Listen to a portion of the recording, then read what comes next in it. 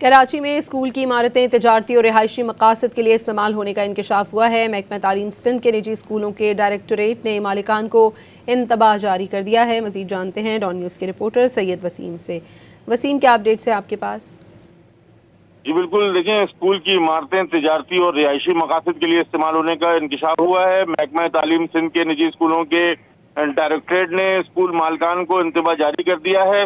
School کی عمارتیں صرف اور صرف تعلیمی مقاصد کے لیے استعمال کی جائیں، یہ کہنا ہے additional director private institution Sindh Rafia Javed کا۔ انہوں نے رہائشی عمارتوں اور تجارتی مقاصد کے لیے جو رہائشی عمارتیں ہیں انہوں نے سخت ممانعت ہے کہ وہ تجارتی مقاصد کے لیے استعمال کی جائیں۔ لازمی معائنے کے حوالے سے بھی ان کا یہ کہنا ہے کہ جو عمارتیں ہیں ان کا لازمی معائنہ کرایا جائے اور ان کو عمارت جو ہے وہ محفوظ ہونی چاہیے اور قابل استعمال ہونے کا درست اسٹرکچرل فٹنس سرٹیفکیٹ جو ہے وہ جمع کرانا لازمی ہوگا۔ اس قسم کے اقدامات قابل اطلاق قوانین اور ضوابط کی کھلی اور سنگین خلاف ورزی ہیں کہ ان کو عمارتوں کو جو کہ اسکول کی عمارتیں ہیں ان کو تجارتی مراکز کے مقاصد کے لیے استعمال کیا جائے۔